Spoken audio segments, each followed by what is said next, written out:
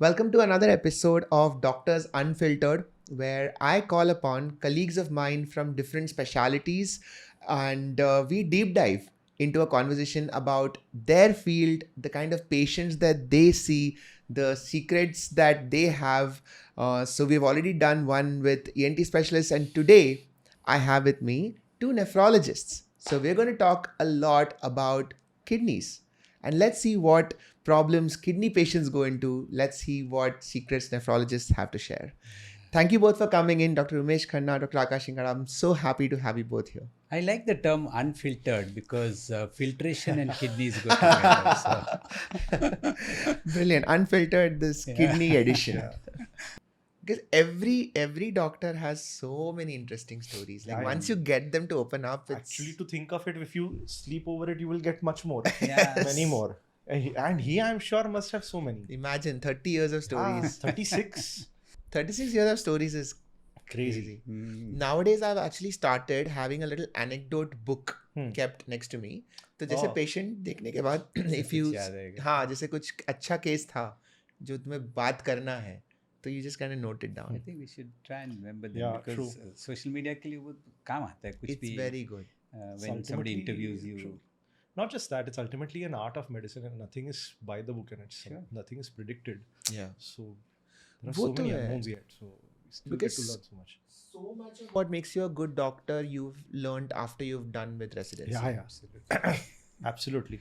कल हम लोग वो पॉइंट बहुत रेज किया था not following the guidelines and Correct. Behaving in a community nephrology that is different from big hospital nephrology Absolutely.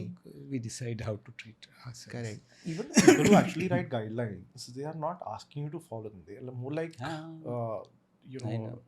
They're basis on guidelines. which you can kind of come up with your decisions rather than rules. I know, but So they're not rules, but the insurance people, Yeah. the legal people, the courts take them as if they are gospel truth. Yeah. gospel truth. That's It is going to come back and bite us. Yeah, sure. Because the more you algorithmize medicine, the more replaceable you're making doctors. Yeah, true. So when Yeah. AI comes in, it is Ah. going to be so easy if all doctors are meant to do is to follow the algorithm. algorithm. You are making it easy for the Easy. AI AI True. tools. Yeah, absolutely. But if you Absolutely. say that no, there is more to medicine than just following A leads to B leads to C, Yeah. then you are adding a bit of human element to it. Absolutely. I'm sure all three of us have seen this. It's practicing medicine is not just knowing medicine. It is maybe 30-40% knowledge or rather science, and rest of it is actually the human element which comes to it. So it's not just about, I don't think any of our patients or we as patients would be happy if somebody just roboticizes the thing and says that you follow this. We have to connect it. We have to kind of understand how Absolutely. kind of things work. Every migraine patient who comes into me हाँ. and tells me that नहीं life में कोई stress नहीं है. It takes me 2 minutes before they're crying and opening up about all the stresses in their life. I know. Sure. Which if I went by the book, I would never reach that place. True. And no amount of medicine will help them get over it if they're not Same facing is, that same stress. is with us when he says कि हमने तो कुछ बाहर का दवाई खाया ही नहीं है एंड थोड़ा भी कुरेदेगा तो अंदर से निकलेगा नहीं वो 7 दिन पहले दांत दुखता था उसके पास गया था you keep on asking. Yeah. And I also feel at times, those 15-20 minutes that you spend with them in the room, many a times in this world currently especially, and I've noticed that more and more in the recent days, is that people are not there to listen to you. Like with the fast pace that we are living in, there are so many parents or patients who come who don't have anybody whom they talk to, whom they talk their heart out to. So those 50 minutes, they actually enjoy talking to you and kind of expressing what's their inner discomforts. Yeah. So, and that I think is something which cannot be replaced. Yeah. So there is so much which is under the layers and under the skin, which kind of is easily looked over. And, Because when a patient comes to you into the OPD, they are with you for 15 minutes. Right? But whatever they have come with is the result of everything that they have lived through for the last 30-40 years. correct. So we are seeing a small window of their life, but it is affected by everything else in their life. So how can we not True. look at everything while treating them? Just one recent encounter kind of comes to mind. So there is this lady who is treating her husband's brain tumor goes with him, and which has affected his decision-making power. He used to be a very strong-minded individual. He used to do everything for the house, but now he's kind of dependent on her for decision making. And the children are not here; they're abroad. So last 6-8 months, she's been taking care of all the decision making. Now with treatment, slowly some amount of decision making is coming back, but it's not fully normal. So he started becoming authoritative, but his decisions are absolutely incorrect. Yeah. So and her kidney disease was mild. He got better.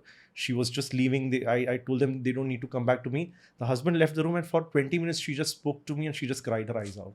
So she's like, I am so frustrated right now. I don't know whom to talk to.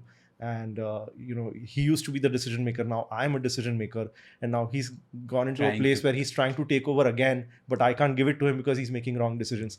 So that's so frustrating for her. And I was glad that I was there for those 15-20 minutes, because then at least she could vent out to someone. Probably bottled up inside for a long time. Absolutely. There is so many aspects of a patient's life that will affect them. So I would love to ask you guys, if in nephrology, have you ever had a patient that's come to you with a kidney problem, but it has been affected by something in that person's life, like their religious beliefs or some habits that they've got? Have you ever experienced anything like that? Yeah, of course. Religious belief, as I said, that some of our patients have peculiar symptoms coming from what they did based on their religious upbringing. For example, this patient whom I saw, I think last week only, we admitted in Suvarna Hospital, who had come with muscle pains and aches. And he said he stopped passing urine for the last 24 hours. And the last urine he remembers was a dark, brownish colored urine. And I thought, okay, let me go deep into the history. And he said, see, he's a devout Jain, and he undertakes a pilgrimage to Palitana, which is one of the most, a place where almost every Jain would want to go at least once in a year. And in that, they climb a mountain called Dungar. It's basically Lord Adinath's temple. Not just one temple, they have almost 850 temples. So it's almost like a temple city. They climb 3,500 steps and then they come down 3,500 steps. Many of them undertake a fast without drinking water. So for almost 1 or 2 days, they do not drink water and then climb.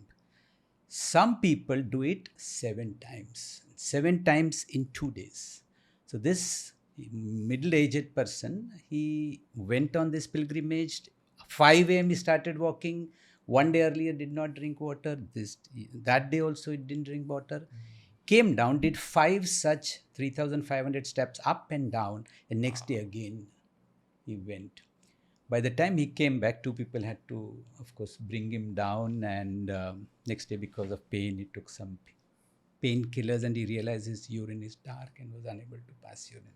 So this is what we call as acute myoglobinuria leading to kidney disease. Of course, because his muscles have also not trained in this kind of exercise, he did what is called as unaccustomed exercise, and along with it did not drink enough water. So that led to those myoglobin toxins blocking the tubules, and eventually led to kidney failure. So it's pretty common amongst the Jain community to do this. Most people do it once in a day, but some people do it 99 times in a month's time. Wow. Some people do it 7 times in 1 day or 2 days. And I have seen actually quite a few such patients. In fact, we almost presented a series of cases. Almost felt like calling it as Palitana syndrome, mainly because they all did this pilgrimage, and of course it's a very, very energy-wise, a very strong energy which gives to the Jain community, and almost everybody wants to do it in their lifetime. Right. This and one more place in Jharkhand. These 2 are the most prominent places where Jains visit. So, of course, the point of this is not that somebody should not do this, but just understanding that this is putting a tremendous amount of pressure on your muscles. Sure. And taking a trip like this requires training, just like say Running a running a marathon. marathon Yeah. or a triathlon. Yeah. Nobody would expect you to run a marathon without any training. Similarly, just because this is religious does not mean that you are Yeah. safe from the consequences. And it's not just with the Jain community. As Hindus, so I went to Kailash Mansarovar. Right. We trained for 1 month on the national park, up and down, at least almost 10 kilometers a day to get trained in doing the Kailash Mansarovar Yatra. Similarly, it's there in Buddhists, in Jains. We just did one in Bhutan, Yeah. which is to climb the mountain, which is so strenuous that unless you are used to walking and using your muscles, you could land up with myoglobinuria. In fact, we did have a patient after the marathon, 42 people, kilometers, yeah. they developed. So I think the key here is excessive, unaccustomed Unaccustomed, exercise. yes. So, no, like you said, nobody's asking you to not do it, Yeah. but you need to be trained. Like not just this, there are so many people who go to Nashik Shirdi who they walk it out completely, and it's a 15-day यार trip. मंदिर तो car में जाते हैं. And then you want to climb a mountain, and somehow the temples are also always situated On top on top of a hill, so it makes it more difficult for you to climb, and you come back satisfied that you have done something Yes. phenomenally good. There is a neuroscience to that as Yeah. well. When you climb up a high, any high altitude, you get that sense of accomplishment and you get that sense of being above everything. So even if you are staying on a high residential building, Yeah. looking down always gives you a sense of pleasure. Oh yeah. Just being at a height, because this has an evolutionary advantage. Being at a Sure. height gives you an evolutionary advantage. You are safer, you can see more. Yeah. So temples sort of play with that feeling as well. True. Oh. That this sense of accomplishment you have is actually because of Being on this deity. Yeah. That's true. So that's the reason why a lot of temples are on the. So on there is the hilltop. neuroscience. There's neuroscience. There's behind that neuroscience also. to it. But this is true because, say, for example, in Islam, when people fast, right? If you're not used to fasting in that way, a lot of people with migraine, they might have controlled migraine for the rest of the year. But when they start fasting, a lot of times migraine can get triggered if you're not used to that pattern. Similarly, in every religion, I think there are certain things that you do, Yeah. not really wondering what it will do to your body, but because it is associated with religion. So it's a very important thing to say, ki, karo, but Dhyan se. dhyan se. Coming to fast, we can talk about the other fast that we were earlier Yeah, just discussing. a second. So this last year, I was attending a meeting of Jain doctors, and I brought it to their notice that it's for them to educate the community that these pilgrimages are important, but drink a lot of water rather than going fasting. And when you come back, try and avoid painkillers and keep a watch on the urine. So they told us that the Sanstha or the organizations who take them, they do warn them that you may have less urine output. Watch the color of your urine and let us know.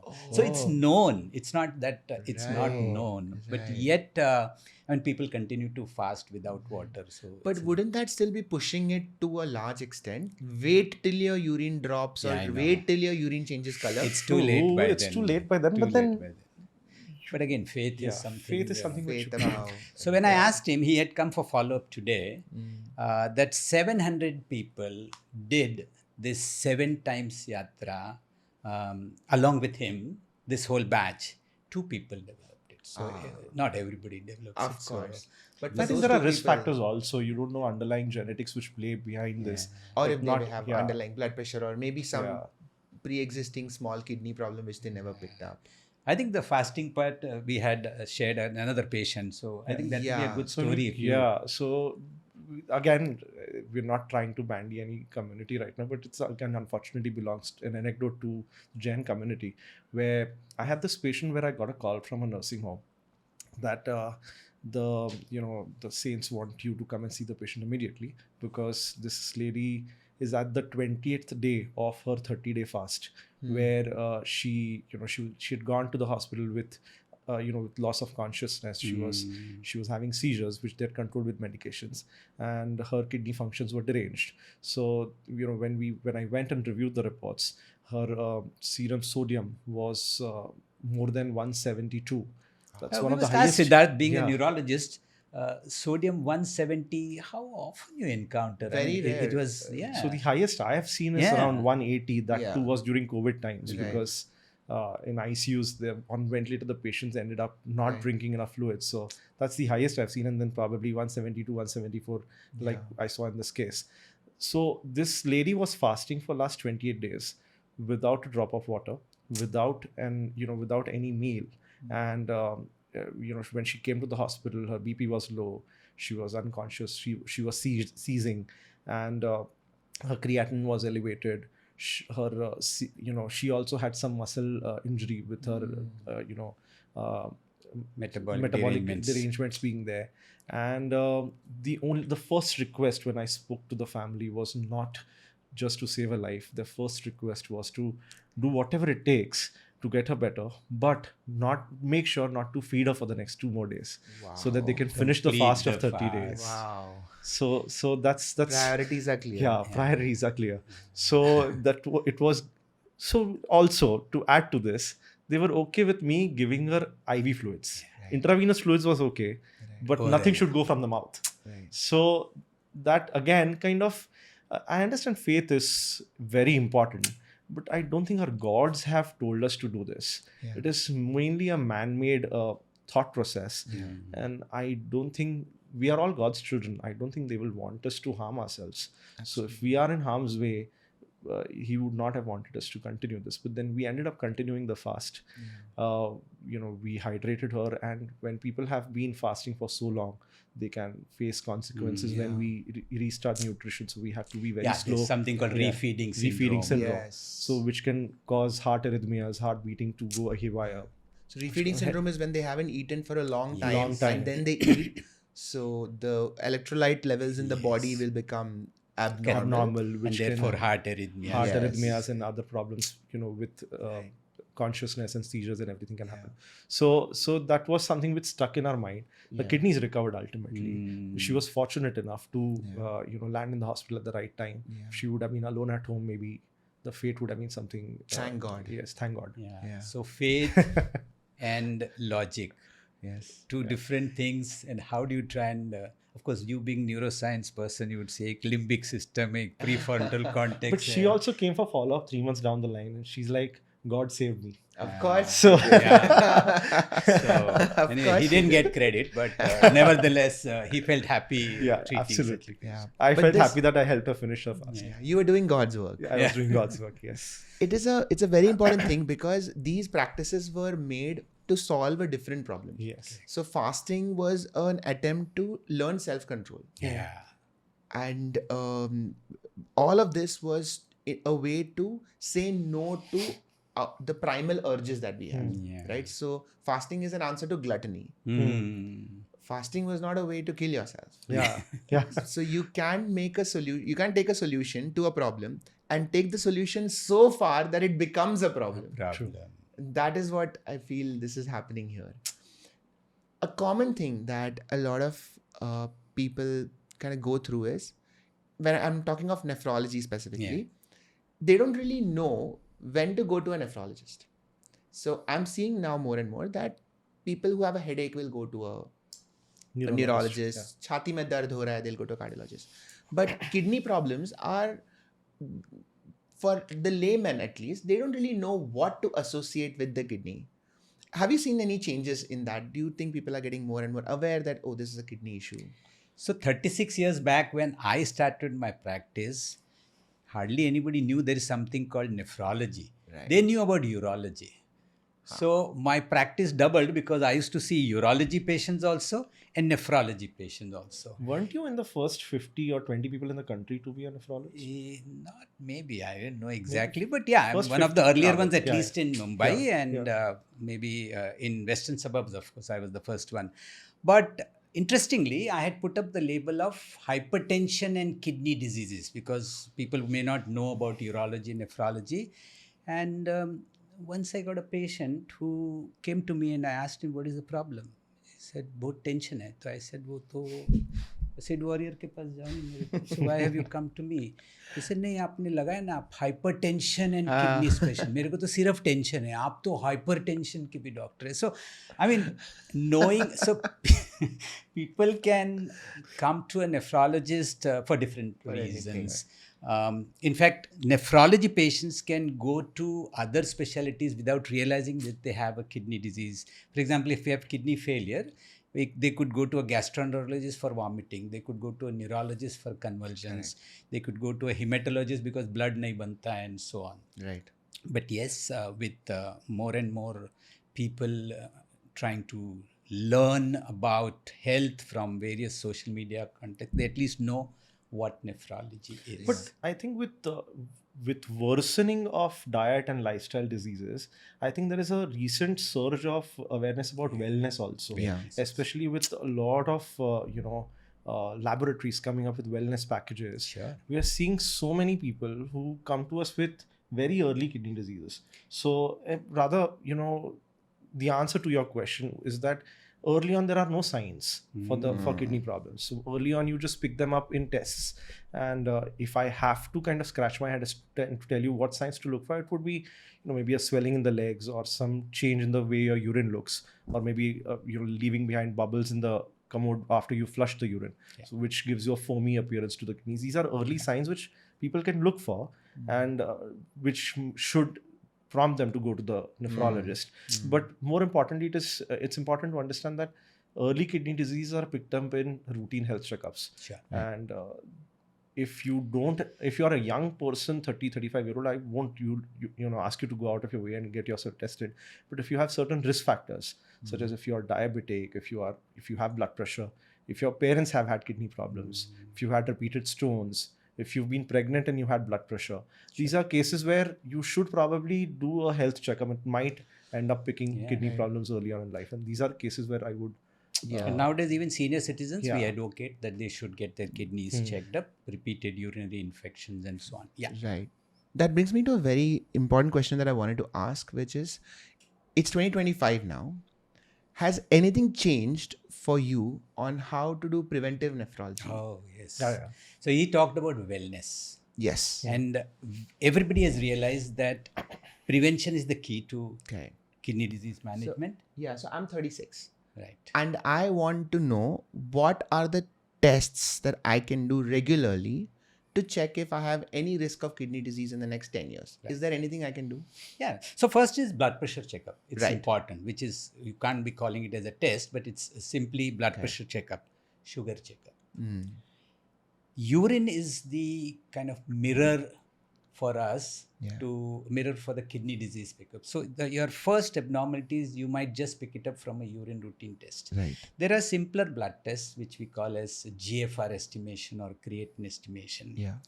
Apart from that, there is a whole panel called kidney function tests available, a sonography, which might give you some kind of structural change, which you could pick it up from kidney disease. But to be, again emphasizing that wellness industry, as I said, has helped people to pick up kidney disease earlier, because everybody knows that diabetes, blood pressure, obesity are the three commonest causes, which will probably add up to 60-65% of kidney diseases. Right. And add to it, we belong to a stone belt. So if you investigate for stone disease, and of course, then there are other reasons like genetic causes and polycystic kidney disease. And of course, as when we were kind of poor or lower socioeconomic strata, today also in our country has a kind of disease called glomerulonephritis, which is a little immunologically mediated, and that would add up to another 20-25% of the cases. Cystatin. Any relevance? Should everybody get tested?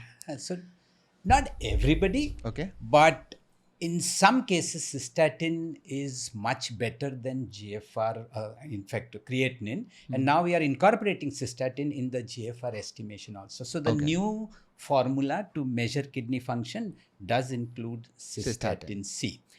Unfortunately, it's not prevalent in all the smaller laboratories. The good laboratories are doing it, and it is very important for people who are, their muscle mass, or elderly people, where the GFR could give you a little false positive if you do it the traditional way. Okay. So this is basically an effort in trying to pick up kidney problems early on, correct? So all these so-called biomarkers, these are something which we use to assess what your kidney function is like. Yeah. That is where cystatin C comes into play. It does not replace creatinine. It adds on to creatinine. It is Value. helpful in certain patients, like for example, it's Age. not correlated to muscle mass. So if you are extremely heavily built, your creatinine may be falsely elevated, where your cystatin C may be Maybe. normal.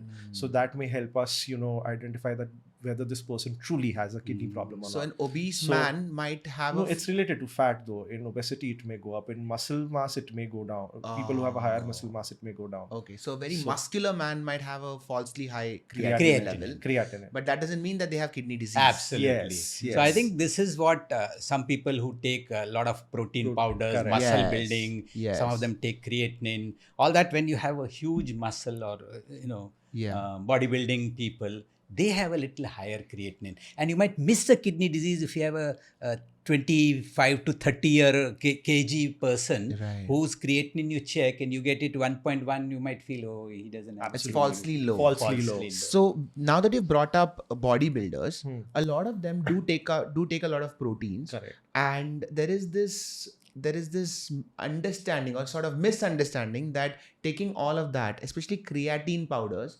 can lead to kidney failure. Is there any truth to this? So let's kind of imagine your body as a bucket Hmm. with a hole in it. Okay. So your level of creatinine will depend on how fast you're filling it up and how big the hole is which is leaking. So if you're filling it up faster, your water level or creatinine level will go up. If you're removing it slower, your creatinine will go up. So stay with me if you want. So if we correlate the hole to be smaller, that means your kidney function is less, your creatinine will go up. If we correlate filling faster as higher protein intake, Yeah. your creatinine will go up.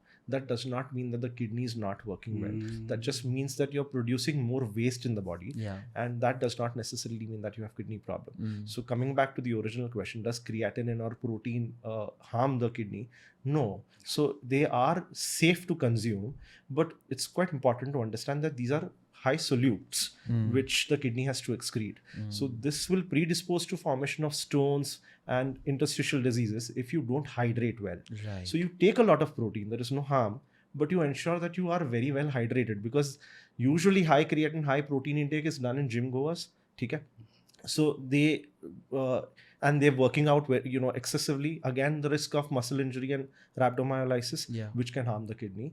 More importantly, a lot of bodybuilders would consume diuretics Yes. to give more prominence to their muscles and guts, especially when they're going for competitions. Yes. That harms the kidney, not just protein intake. Right. So protein intake in isolation, if I and you consume it, it's okay for the kidney to go. I So- think the message should be that not consuming proteins is far more dangerous than Yes. consuming extra. This whole country is Protein on a deficient. low Protein protein or deficient. protein deficient. Right. So many patients, when they get to know of kidney problems, They stop. early kidney problems, they stop protein. proteins. They This stop is protein. such a and- common thing. And it is so difficult to convince them to Yeah. take proteins. They're like, what kind of a doctor is Doctor this? are you? कि तुम kidney का problem है and you're asking us to take protein. Yes. So that's difficult to convince them. It's not protein which is actually. Right. The other thing is creatinine in itself is harmless. It's a mirror in the kidney It's a function. marker. Yes. It's a marker. Yes. So our intent should be to save the filters, to save the kidney, Right. not in artificially bringing the creatinine down. Like he said, a person who is 25 kgs may have a kidney which is working 20 or 30%, yet your creatinine can be Could be normal. normal. So we are just fooling ourselves by reducing the protein intake. This just highlights that bodybuilders are in a trifecta of danger when it comes to kidney problems. Yeah. So A, high protein intake, B, excessive muscle use, and C, dehydration. Dehydration. All three things can individually also cause kidney damage, but you put them all together and that can be really harmful. So I would want to correct you there. High protein intake won't damage the kidney. Got it. Coupled with dehydration, it can. Then yes. Then it can. So Yes. the only one corrective thing that they can do in their life is ensure that they're well hydrated and to stay away from diuretics. Yes. That is Some something. of them take steroids also, Yeah. anabolic Steroids is a Yes. whole other discussion. Yes. So can the steroids that bodybuilders use, Hmm. does that cause kidney damage? No, so they are anabolic steroids most of the Correct. time. So they Correct. don't cause kidney damage per se, but they will have other effects Right. which could be harmful, including some will cause water retention, some of them will cause hypertension and so on. Hepatotoxicity. And yeah. Yes. Yeah. So those things are there, not really kidney Right. disease.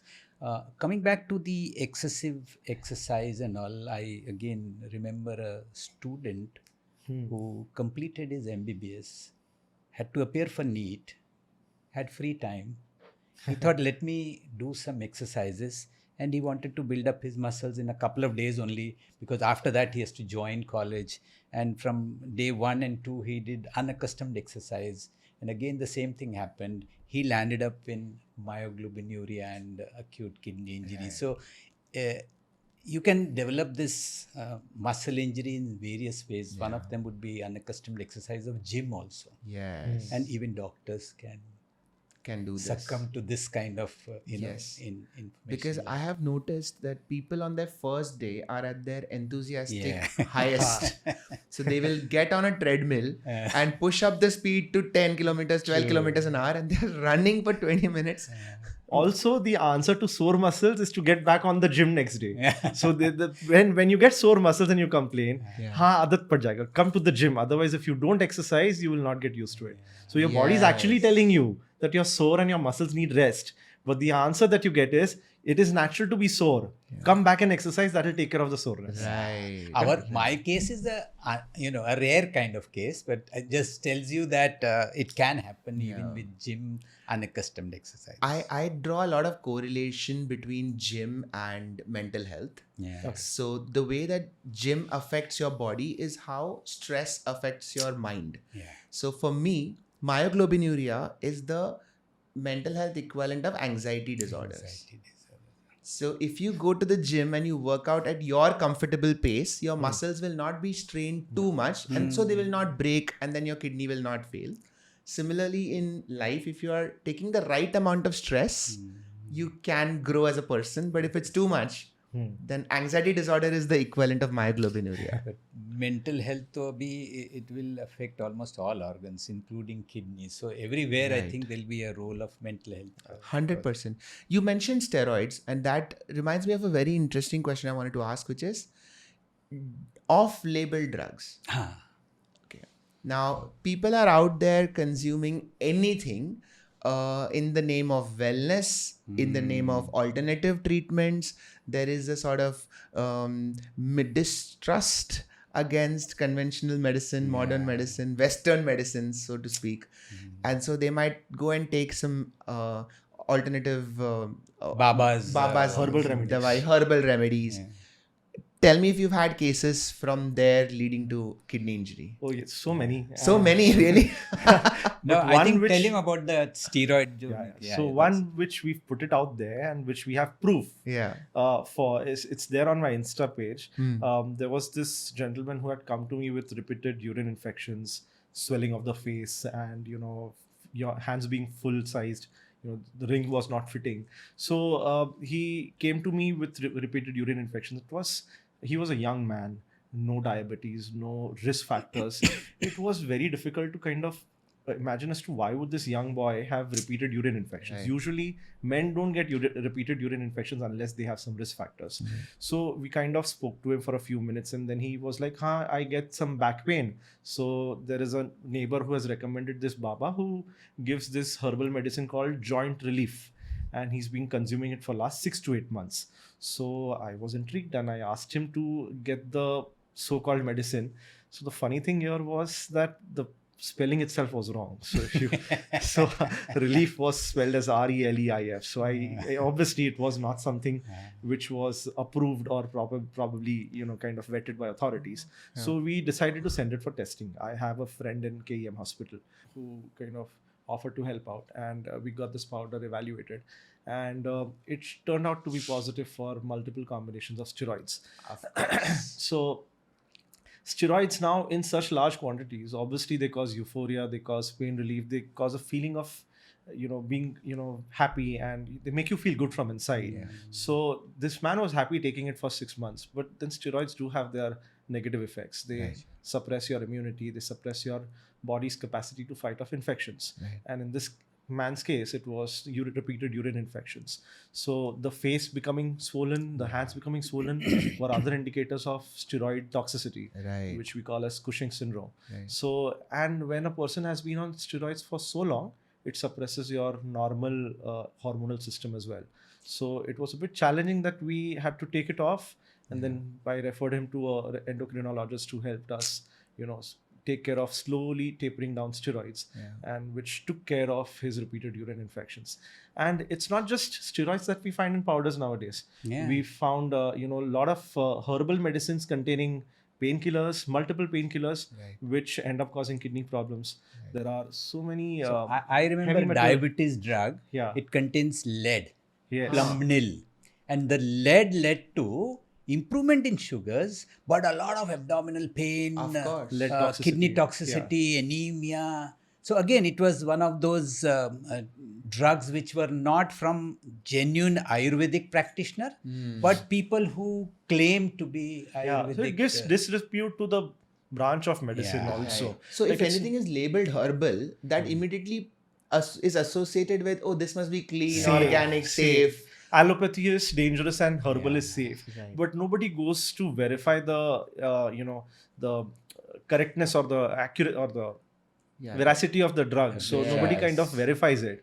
Yeah. A lot of health decisions are based on faith rather than actual Yeah. science. My So, peeve, like my One important case very Yeah, I wanted to ask him, if you remember, there is this whole series of fairness creams. Yes, I was just coming to say that. Oh, yes, which I've heard of we, this. we This- published it in the nephrology journals. What is it? So mercury causes lightening of skin. So these illicit products contain mercury, and when they attain certain concentrations, they do go and affect the kidney as well, and they cause protein leakage, a disease called as membranous nephropathy or nephrotic syndrome. And this again was reported by the KEM team. Yeah, the KM team. Interestingly, yeah. the mother first used it and she found her skin lightening up. She had 2 young daughters about to get married. And of course, as in India, fairness is a very important. All is fair and yes. Yeah. So she tried it on both the daughters. Oh. And sure enough, slowly they started developing swelling, puffiness of face, and they went to KM. So the local, I think Jalgaon or some place they were getting treated. They referred to KM. KM did the analysis of the cream and they found out a huge amount of mercury. So in very small amount, I'm sure mercury may be used by genuine Ayurvedic people for various medical purposes. But as I think he pointed out, that you can't measure, or there is no uniformity of the drugs or the creams which come into the market if it is not from genuine companies. Right. And here the amount was much more Yeah. than the body could probably tolerate. Yeah. And this led to mercury induced nephrotic syndrome, which was proven by a kidney biopsy. Incredible. There was another case which I'm recently investigating, sir. This lady who's consuming an unlabeled powder. If you look at it, it'll look like brick having been ground in a packet and given to you. So she's been consuming it for piles, and she's surprisingly feeling better with it. And she came to me fully puffed up, overloaded, protein leakage of 10 grams. Normal is Wow. 0.03 grams. So it was difficult to convince her that she had to stop the medicine. I got a series of tests done as it's needed to kind of identify. Got a kidney biopsy done. She's like, "Aap to itna test karate ho. That piles doctor gave me the medicine without doing any test. Why are you doing so many tests?" I know. So it is difficult to explain scientific approach to individuals in our country. Right. Her piles worsened for some reason after stopping the drug, and she wanted to go back to the drug in spite of knowing that it's damaging the kidney. Damaging the kidney. So she won't go to a surgeon to treat the piles, Right. but she wanted to continue to take the powder. I'm currently getting it tested from KEM again, and I'm sure something will come out in that as well. This is a very deep-rooted psyche in our country, that anything to do with Ayurveda or natural remedies is better than anything that Western medicine has to offer. And I'm not against that primary thought. Yes, I believe that natural remedies have played a role in Sure. our survival till now. But the problem is accountability. if you take something which is a natural medicine, you don't know how much percentage of what chemical is in there. So then it becomes a completely faith-driven thing. And it's not just it's accountability, yes, but more to add to that, it is important for everyone to understand that every medicinal substance, whether it is natural, herbal, Ayurveda, allopathy, can have side effects. It is not that herbal is safe or Ayurveda is safe.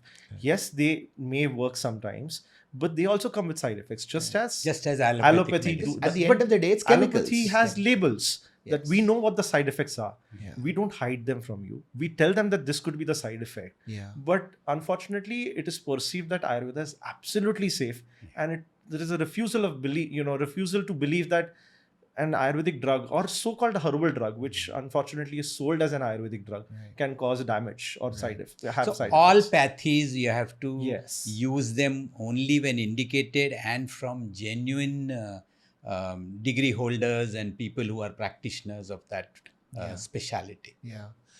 A very, very major issue that people face is painkillers. Pain is ubiquitous, and painkillers are available over the counter. I have also used it. You must have used Yeah, I've painkiller used it. in your We've life. all used We've all used it. painkillers, but especially when it comes to chronic pain, the problem of chronic pain is so deep, so complex. It is so much of psychology, so much of emotional trauma, that it is infinitely easier to prescribe a painkiller. It is easier for the patient, it is easier for the doctor, especially if the doctor is not trained in pain. Yeah. Then they will not put in the time or effort to understand where the pain is coming from. Just take this painkiller, you'll be fine. Because they are concerned with keeping that patient happy for the next 1 week. Yeah, true. So, how big of a problem is painkiller in our country? Huge. Painkillers actually affect in different ways. We only think of painkillers causing kidney failure, but that's not as common as it is perceived. More importantly, the first symptom could be if you take a couple of days of painkillers, your urine output may drop a bit. You will notice that you're passing less urine than you used to pass. With 2 days of painkillers? Not always 2 days, but in those who have a borderline kidney, even 2 days is enough to reduce the urine output. But for any other person, even if he doesn't take long duration of painkillers, even shorter duration, you will see that if he observes it, most people are not bothered how much urine they are passing. But the urine output, that's normal physiology. If you take painkillers, it affects the kidneys filtration in such a manner that some drop in urine output. But there are enough compensatory mechanisms in the kidneys to take care of that. Right. You may notice a little bit of swelling in the feet or in the eyes, which is because of sodium retention. Once you use painkillers, the body retains a little more sodium, little more water. Your blood pressure, if it was well controlled, suddenly after 8 days of treatment with painkillers, you find, "Arey, kya ho raha hai? Mera BP upar ja raha hai. There's something wrong." And he comes to a doctor who can't fathom what is happening. And if you realize it's because of painkillers retaining sodium and increasing the blood pressure.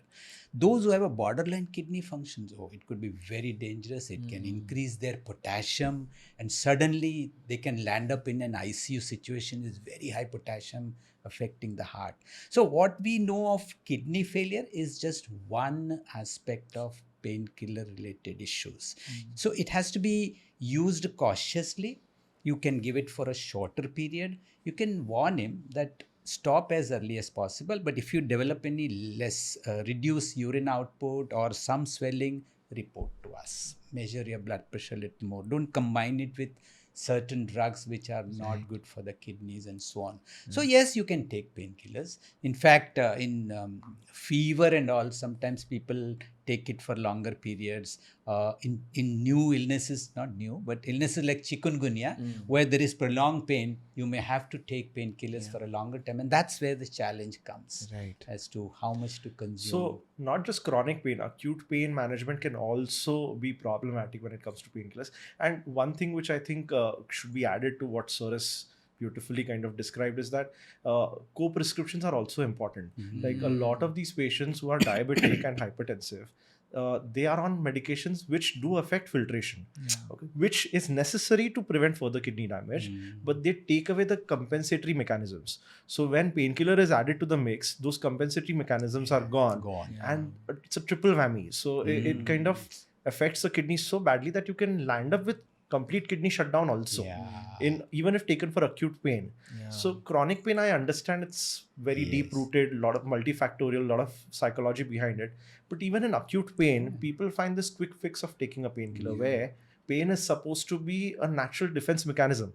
It's God's way of telling you where the problem lies. So rather than investigating the problem, the first thing that we end up doing is, silence it down. Brush So it under the brush it carpet. under the Yeah. carpet, rather Correct. than trying to get to the root cause of the problem. Akash talked of dehydration. That's a situation where if you take painkillers, Yeah. it would. So we talked about the myoglobinuria and the Yes. Falitana syndrome. Yes. If you are dehydrated and on top of that you take painkillers, then as you said, double whammy, sometimes triple whammy. Yeah. So we talked of the problem. How to take painkillers safely is you follow sick day rules. So if you're on medicines, namely telmisartan, or if you're on medicines such as dapagliflozin, you should be very cautious about taking painkillers. And one thing which you can do is try to keep the hydration up, and you can speak to your doctor. Can I discontinue this medicine for a bit, or can I substitute it with something else?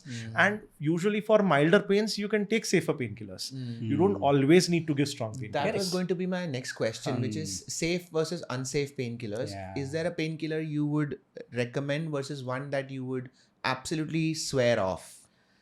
So I No, would I think swear you can't completely avoid painkillers in situations where your overall health is normal. Yeah. We permit. Okay. Safer is when you talk of kidneys, then yes, a larger dose of paracetamol would be safer than what we normally use, ibuprofen, diclofenac, etc., which are stronger painkillers in terms of giving more relief. Right. Or rather better painkillers for the Yes. patient, Yeah. but little more harmful to the kidneys. Nimesulide. Nimesulide. In Nimesulide fact, is some something countries have have banned Banned. the Yes. because usage it of affects both the nimesulide. liver and the kidney. Yeah, adversely. both liver and kidney. In fact, most of these diclofenacs and ibuprofens and nimesulides also work not only harmful for the kidneys but also for the liver, as pointed out by So that's a Aakash. double whammy there Double also. That's whammy double there whammy there also. So paracetamol, then some of the opioids like tramadol, or now you have, of course, newer drugs coming wherein you also speak sometimes on cannabinoids and ointments And oil and Yes. and use of sometimes the same Topical. diclofenac topically Yeah. might help. Yeah. And sometimes, of course, you may have to just give a counter irritant to reduce the pain. Right. Sometimes people, actually, some of our grandmothers used to put that, Patch. belladonna Belladonna patch. plaster, Yes. Yeah. which kind of helped in restricting the movement and thereby reduce the pain. So there could be natural Homemade- remedies, homemade yeah, remedies. homemade therapies. But when we talk about grandmothers, don't you think a lot of times this pain is usually a method of, or a defense mechanism to gain more attention, rather than Yes, I think he Yeah, would which be, I think he would be- that's more in his- familiar yeah, with yeah. situations So- that most pains would be having a neuroscience Neuroscience behind it. Psychosomatic, so to speak. So Psychosomatic. earlier, during my residencies, we would think that, oh, they are faking it for attention. But then you realize that it is slightly more complex than that, Yes. which is the reason that they feel that they are not being paid attention to leads to stress. Huh. That stress shows itself through the psychosomatic forms, and the commonest form is pain. So very often somebody coming with neck pain, back pain, or even headache, you evaluate everything, you test everything, all the MRIs are normal, or you might find a odd little lumbosacral disc prolapse which is 0.5 millimeter out, and somebody else might look at it and say, "Ha, iske wajah se you are in pain," but it's actually not. It is psychosomatic Yeah. because their underlying stress is causing the pain. So it's unfair Very to common. call them as faking. True. It's They're not unfair faking. to not treat them. Yes. They need a treatment from specialists like, Yeah. people who handle So it's the neuropsychiatric place where placebos work, I believe. Placebos would work. good work. So Absolutely. that's a lot of us have used lal pili neeli tablets when we were in our residency, just to kind of address these kind of issues. Yeah, absolutely. And I have become a big fan of placebo. In fact, I think that the negativity around it should go away. Yes. Yeah. I'm also a very big strong fan. proponent of it, that there is a role for placebo. Of course, because if we can give genuine relief by causing least side effect, isn't that ideal medicine? Absolutely. Right. Perfect. True. So, um, a question that so since we were talking of double whammies, in India there is a concept of doctor shopping. So you'll go to one doctor, 2 दिन में अच्छा फायदा नहीं हुआ, you'll go to another doctor. Now that is okay. I have nothing wrong. I have no problems with that. The issue is because we don't have a centralized form of giving prescriptions. Very often people take the same kind of medicines from different doctors without knowing that they can They actually- overlap. yeah. I will answer that, and I have So, seen it. very often the kidney is the organ to bear the brunt of taking these different doctors' prescriptions. So have you faced this problem? Yes, and one of the commonest drug which we face a problem is vitamin D. Oh yes. So the general practitioner prescribes vitamin D because he feels, "अरे तुम धूप में नहीं जाता है, you take vitamin D." Because of the backache, she goes to an orthopedic surgeon, and he doesn't realize that the patient is already taking vitamin D. He feels, "नहीं, vitamin D low, and let me give him an injection." So he gives you 6 lakhs of vitamin D injection, and he will write 3 injections or 3 doses of it. Goes to a cardiologist because there is some chest pain. They have atorvastatin with vitamin D added to it. Goes to the diabetologist because many of them have multiple comorbidities. Yeah. And he also writes B12 with vitamin D, which is commonly there. And lo and behold, you have multiple people prescribing vitamin D, and they come to us eventually, either to Aakash or me, with little creatine elevation and hypercalcemia. So the calcium which you want to correct it minimally goes sky high because of the excessive dose. In fact, today only, just before coming to this podcast, I saw a patient with 14.5 creatine with a vitamin D level of 160 milligram when you want vitamin D to be around 30 or Right. so. Multiple people writing. Nobody is aware that this patient has already been given. And again, I think the institution of family doctor, which was there long back, it was the family doctor who would decide to send to different specialities. They would come back to the family doctor. Yes. He would Get it review approved. the prescriptions, and he would see that multiple people have prescribed the same drug. They will. He would cut it off. So there has to be one central doctor, Captain of the ship. captain of the Captain ship, of the ship. Yeah. who is taking care of the patient finally. But that's, I think, what we try to do is we try to amalgamate everybody else's. That's at least your and my kind of practice. So that's why a So- nephrologist is Yes. always drug centric. So Yeah. दवा we- लेके आओ, paper लेके आओ, वो doctor का लेके आओ. He will So it's see our all the practice papers. actually to make sure that all medicines are put on our prescription, Yeah. so that we ensure there is no duplication going on. That's at least what he's Yeah. been doing, and I've learned from him actually that. That is true. I have seen your prescriptions and Yeah. I've seen that there are around 12, 13, and that's because the Because I patient have- has yes. cardiac problem, diabetes Yes. problem. Yes. And so, So I want to be aware of everything that this guy is on. Yes. I don't want to miss out on Yes. things because drugs are one of the commonest causes of kidney problems, Sure. and they end up causing Mm. injuries more often than not. yeah. Can I and- go on a tangent here? Of When we course. talk about vitamin D, it's important to understand. Okay, so how did we come up with these normal values of 30? They were studied in Yeah. Caucasians. Yeah. And vitamin D has got to do with the melatonin in your body. Like dark skinned individuals will never have natural vitamin Ds of 30. Yes. Correct? If you go to see African Americans, their vitamin D levels would be less than 5 or 8. But is that abnormal for them? We've not studied the normal value in different populations. So in Caucasians, it may be 30. I have my personal belief that in Indians, it is not 30. A level of, okay, let's for a moment consider it as 30. How many of us have values above 15? When we check it without investigating, without having supplements. So can it be so that 130 crore Indians will have abnormal vitamin D values? Aren't normal values arrived by population studies? We've not done a population We've study not for vitamin D in our country. even till So we today, don't know what No. a normal is. Add to this the Western literature also. The fractures are common in whites much more than the Afro-Americans, but the vitamin D level is less in the Afro-Americans. So I don't think we need to target 30 also. That's true. I have my vitamin D levels which are 8 or 9. I'm not on vitamin D supplements. So I believe if you have a fracture, if you have bones which are weak, supplementing with vitamin D at that point of time would make sense. Right. I don't think you need it for wellness or to stay healthy. And it's such a red herring, because if everybody has low vitamin D and you can blame a low vitamin D for anything under the sun, then you have a very easy scapegoat. Yes. Yeah. That, Yes. oh, you're feeling low, your vitamin D is low, Yeah. that's why. Oh, you have a Common headache, your cold vitamin D to is low. cancer, the prescription is vitamin D.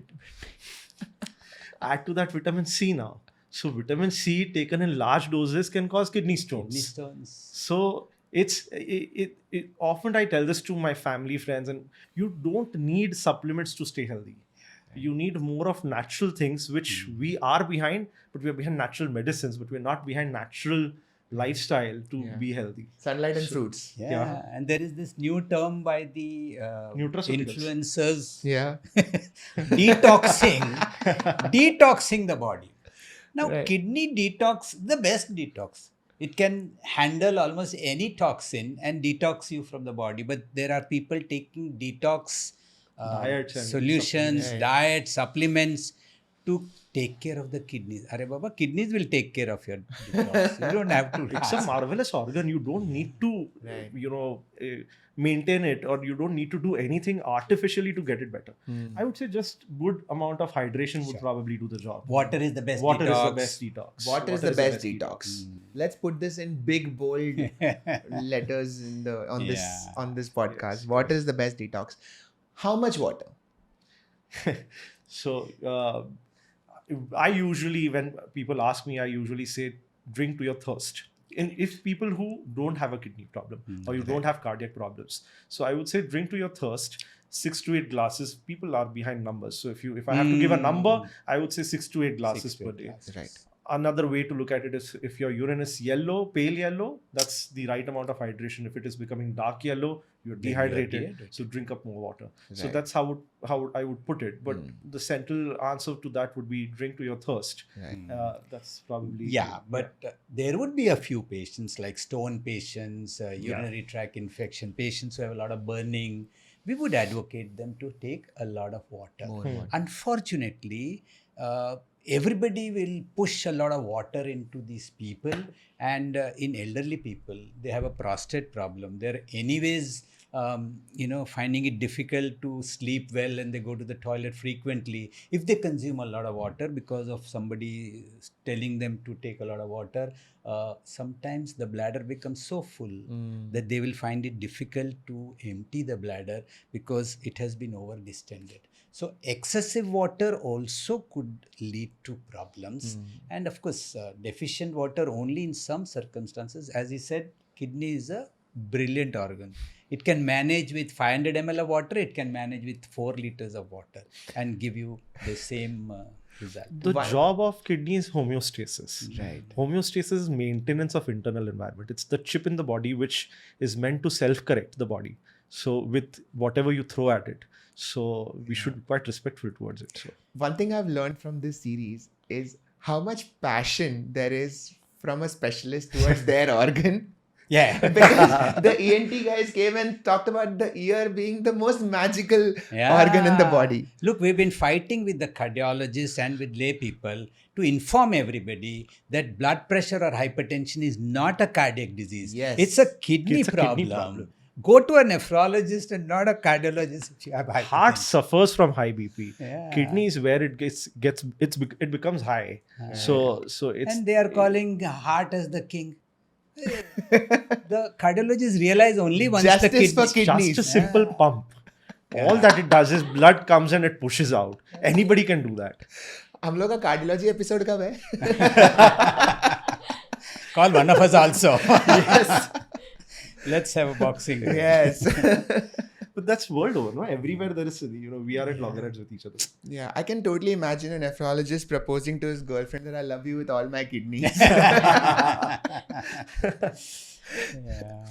Talking of lifestyle, there is, apart from painkillers, there are these things that we have adopted into our lives without really knowing whether it harms us. For example, alcohol and coffee. It has just become part of our lives now. So these things, and I mentioned coffee and alcohol specifically because I wonder if because they also have a dehydrating effect. Sure. on the body. So do you think from a kidney's perspective, these are things that people should take care of, be aware of? So part of the thing you answered, Hmm. the dehydrating effect. Yeah. It is there with coffee. It is there with alcohol also. But then in moderation, coffee and alcohol will not directly damage the kidneys. But yes, it might lead to the effects of higher blood pressure, especially if you consume in large quantities. The other side is that black coffee is the only thing which has shown to be a drug which might help in wellness. But as far as kidney is concerned, coffee for us is almost neutral. Yeah. Alcohol in smaller quantity, okay. If you have to stop, so I tell my patients, if you're a smoker and an alcohol, please stop smoking. Alcohol, ठीक है, in moderation you can take. And of course, the wife will immediately pounce on me and say, "What are you saying, doctor?" You don't have to live with him. Your wife is not also going to agree to this. That alcohol. Your wife is a gastroenterologist. So she's not going to agree with this point. So of we are yours. talking of kidneys. Right. Yes, of course, if the liver gets damaged, eventually there is going to be parallel damage to the kidney by way of what we call as hepatorenal damage. Yes. Because there is a jugalbandi with all the organs. Eventually in the wellness journey, people will realize that it is a domino effect. Yeah. That no organ can stand tall by itself while Yeah. everything else is suffering. Everything is connected. Yeah. Correct. A very important thing I wanted to talk to you about, and this is sort of the last section, is transplants. We are now, finally, we have entered into an age where people who have had debilitating kidney disease are now living comfortably. And that I feel is a miracle that has taken place over many years. And you guys are doing a lot of transplants yourself. So for somebody who has not really thought about or doesn't really know about kidney transplants, are there things that you would like to tell them about how does it happen, how complicated it is, or is it, transplants are always considered as this big thing. Is it still like that? Can I take? Yeah. So it's something which I'm extremely passionate about. Yeah. If there is one subspecialty of nephrology which I would want to choose and continue to practice, it would be transplants, because it dramatically alters the life of a patient who undergoes a transplant. These people call it game changer. It's a game changer. It's if you look at a person who's been a transplant recipient 5 years post his surgery versus a person who's been on dialysis 5 years down the line, there's a huge difference. This other person you're not going to be able to recognize also. So that's how important it is, or a game changer it is. So it's a simple surgery. It's not a very complicated surgery, but the idea of a normal individual undergoing a surgery and donating an organ out of love, out of altruistic intentions, is something which makes it special. So it's a very emotional form of treatment or surgery where just out of love, that's everything can be said in words. Okay, I'll bring the moon to you, I'll give my heart to you. But actually removing one organ and giving it to somebody whom you love, that's probably the biggest form of sacrifice or biggest form of love that you can show to your loved one. So, and as doctors, we face the dilemma because we've been taught that first do no harm. So that's why, and I'm putting this donor in so-called harm's way, but after having, made them go through a battery of tests, ensuring that they're absolutely healthy and their life is not going to be impacted after the donation, only then we take them on. Sure. So it involves, especially in our country, it involves a lot of legal documentation, where in the past, unfortunately, there have been instances where not so well off people were taken advantage of. So rightly, the government kind of stepped in and brought about rules where only near related, patients or donors can come forward to donate their organs to their loved ones. Yeah, and there is an ethics committee decides about. There is an authorization committee. They have to go through processes of proving that they are related to each other. That's the living donation that we are talking about. And the other one is cadaver donation, where brain dead individuals can donate their organs to people who are in need for organs. Yeah. And so the joke of, the new iPhone is out, let me donate my kidney is so technically impossible. It's impossible, and it's very insensitive to people who are actually practicing transplant, and it's a joke that people make out of it, and I'm okay with the fun and humor around it, but it's actually ends up being a little insensitive towards patients who have donated or who are in need for a transplant. So it sets back a bit yes, of transplant. yeah, so it kind of it tickles some, or rather irritates some internal nerve of theirs. But so when it comes to transplants, you're actually putting one organ from one person to the other individual. Now our body or immune system is trained to identify what is self and what is non-self. That's the way we defend ourselves from external substances and organisms. So when this kidney is put in the body, the person who's receiving it is going to perceive it as a foreign parasite and will try to fight it off. So will try to reject it. So the person who receives it has to be put on immunity suppressants for lifelong, but more so in the first few months. So they end up receiving immunosuppressants, and they're asked to stay away from public for the first few months. They're asked to stay at home, similar to what we did in the first COVID wave, where self-isolation was advised, similar to that. It's not something like that. It's not like you have to stay in a white room and you can't meet individuals in your house. It's important to talk about that. Not A lot of something of the patients sort. come back with that idea कि हम लोग को quarantine कर देगा. ऐसा नहीं है. You can be in your house. You can move about in your house. It's about hygiene. Yeah, it's about hygiene. You can go for a walk also at 5 in the morning. It's social isolation is what we're talking about. Right. So you can And go that out too of the for the house. first few months. That's for the first few months, first 2-3 months. After that, once the medicines kind of come off, you can lead a near normal life where you can go back to your work, you can go back to your friends. A few months down the line, if you are a woman, you can even go for childbearing. And that way, transplants can give you chance at near normal life. So it's a second life. Second almost. life, almost. Right. Because dialysis, as much as dialysis equipments and the technology has improved, there is no denying that somebody who's undergoing dialysis is having a very tough life. Sure. Just being bound to a schedule where you have to be at a dialysis center every 2 days or 3 days would be a challenge that anybody who's not going through dialysis would never really appreciate. Yeah, sure. Definitely, no doubt about It's it. much better than not doing dialysis, but at the same time, there is no comparison between a transplant and dialysis, and many patients are scared. In which case, I tell them if it was my brother or sister, between the two, I would opt for transplant, and that probably statement helps them in understanding that why it is the preferred choice. Right. Even then, I would want to convey this message here that dialysis also is not bad.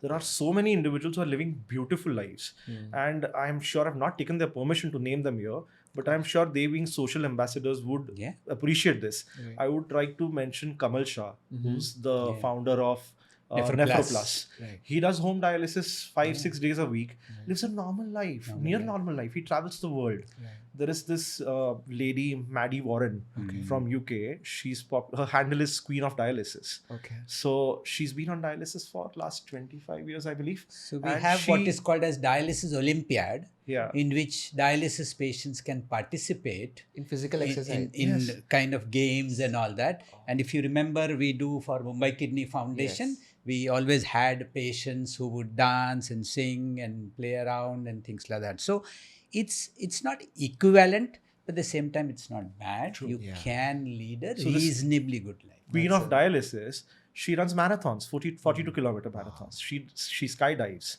She's given so many TED Talks. She's an entrepreneur. So you can have a meaningful life even on dialysis. Right. So that's I think something that can be conveyed here. Transplant is definitely superior. Dialysis is not bad. Not bad. No, that's a very good optimistic note. Yeah, sure. If somebody wants to, and I'm not sure if you guys are the best people to ask this, but I still want to ask, which is, if say I want to donate my organs, is there a path towards that which is very easy? Can we add that to this podcast as well? So living donation is not something which is legalized in our country right now. But donating your... What he means is living donation to non-related people.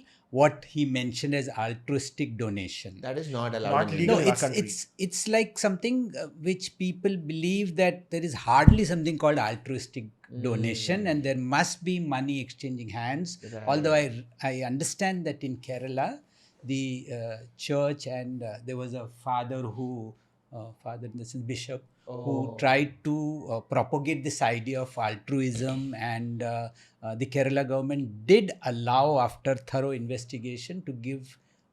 To allow altruistic donation, but it becomes so It's murky. difficult, It's murky. Because you can murky. never know Yeah. if somebody's You can just never paid know. off Yes, So yes. at someone. least in Maharashtra, we kind of, hardly we see anybody who is being permitted by the government to do Right. altruistic. But friends and donation. family is okay. Oh yes, Yes. near and dear. So, but more importantly, what I would, deceased donation is something Yeah. which we We should are all promoting that. promote Exactly. it. And, deceased donation means a person who's brain dead, but all his organs are functioning. So essentially, you've left the world, but your organs are still working. So if your family exercises the, wish to donate, you can live on and save potentially, 8 lives Yeah. by donating your organs. Not just kidney, liver, heart, lungs, everything can be donated. Right. So that's something which I believe everybody should try to, take home from this. Yeah. That it's a decision which you cannot take. So you need to involve your family members into this discussion. Right. That if I go on the ventilator, if I am brain dead, if I am declared brain dead, please donate my organs. Don't burn me or don't put me in soil. Ensure that my organs go on. And there are a lot of religious myths with regards to this. All religions promote or support religions. organ donation. Really? Yeah. Yes, all religions. Correct. And So- all NGOs have this kind of, if you really want to sign a donor card, you could go on the net, download the donor card and sign and keep it. Just merely signing the donor card is not enough, because you're not there when the turn comes to donate So you the need kidney. to speak to the So the conversation in the family should be there on the dining table, that this is what I want, this is my wish, I have signed a donor card. If I am brain dead, at that moment, I want my organs to be donated. Brilliant. We all take term insurance. We plan our finances in deciding how we wish to die. Yeah. I wish to die rich with bank balance and with my kids having a lot of money. So my body also, we need to decide how our body also goes. Yeah. So that's death, unfortunately, is a very uncomfortable conversation. If I go home and talk to my family about मैं मरूंगा तो ऐसा छी मरने की बात मत करो. So unfortunately, we need to get rid of that stigma about surrounding death. Akash Smriti, if you know, is very passionate about Yeah. living will. Yeah. And that's the area where even organ donation could be a part of discussing Yes, that yes. living will. Absolutely. And just as a final one, I would like to hear any really positive transplant stories that Yeah, we just There had, are I think, many. You might have many had There of are them. so many. It's difficult to kind of talk about just one. I think but, Akash talk about the pregnant lady Yeah, in yeah. transplant. So that could be I'll good. talk about her because she's now become so close. We know each other. The families know each other since last 4 or 5 years, and we are more friends now rather than patient and doctor. Yeah. So this was early years of my practice. She came with her mom. She was 4 months pregnant, or rather 19 weeks to be precise. She had some, in routine testing in pregnancy, she had some blood in her urine, RBCs in urine, and she had some protein, which the gynecologist tried to treat as UTI, urine infection. But then since it persisted and her creatinine was just borderline, she sent her to me. And, I went through a case. I thought this could be what we call scientifically as glomerulonephritis, right. which requires a kidney biopsy to find out. And, ultimately some glomerulonephritis tend to progress rather rapidly during pregnancy. They go into sixth gear. So they can be both harmful to the mother as well as the child. And since in our country, the cutoff is 20 weeks for abortion.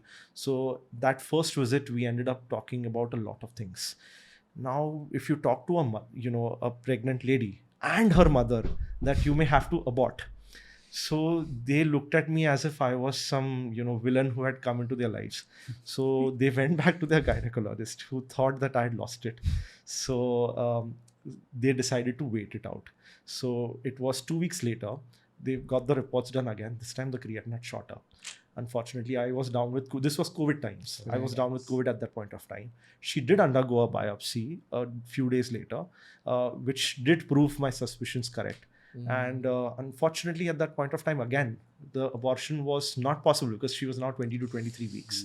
She was given steroids, but she did not respond. A week later, so 4 weeks from the time she had first come to me, she landed in the ICU with what we call as eclampsia, which is a pregnant lady coming with seizures, unconsciousness, hypertension. severe increase in blood pressure.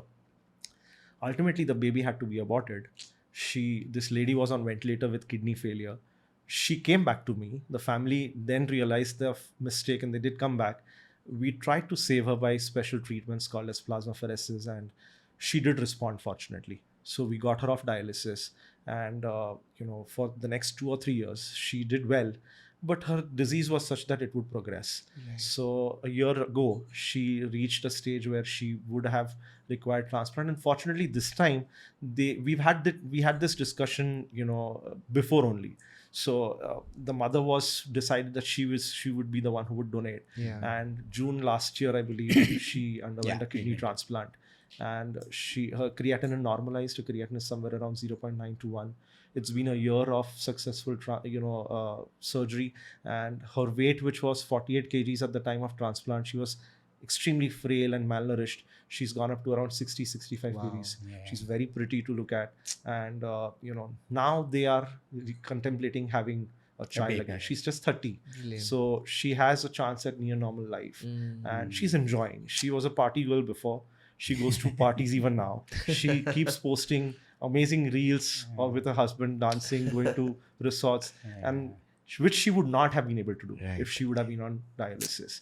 So it would have suppressed her natural, behavior or natural. Yeah. So that brings me to one philosophical aspect, and which I think most doctors should also try to understand. We try to be paternalistic in our approach towards our patients. We try to dictate that this patient should do this or this patient should do that. Ideally, I would want my patient to have a decent quality of life while me trying to save them. I don't expect them to harm themselves. I want them to take care of their body. But at the same time, I want them to live their life and not just think about themselves as a kidney patient. I don't want them to label themselves as a kidney patient. I want to take care of their worries when it comes to kidney disease. They should try to live their life normally. They should go to their jobs. They should have their fun. They should get married. They should have kids. And let me take care of the kidney. That's what So happens for beautiful. transplant patients. Female transplant patient, when they have children, it's So you should look satisfying. at their eyes and how So most satisfied nephrologists say that ye to mera bacha hai. Ah, Okay. So when a female transplant patient achieves pregnancy, Right. we have so much love for the child, Yeah. and it's really beautiful. The entire The term precious baby really Yeah, comes yeah, into comes play here. true. Absolutely. That was amazing. I think that kind of concludes our little conversation. Thank you so much for joining in. I hope you enjoyed. Oh, we really We loved enjoyed it. We loved And it. we can go on and on and on. This can become a 4-hour True. podcast. That is true.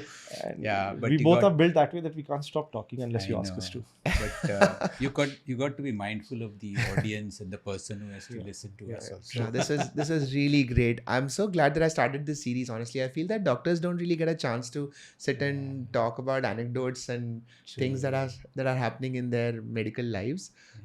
I know I would like an opportunity like that, and this was basically an attempt to get that conversation going, because I feel a lot of these things people do need to know, but it's good to hear it from such a conversation.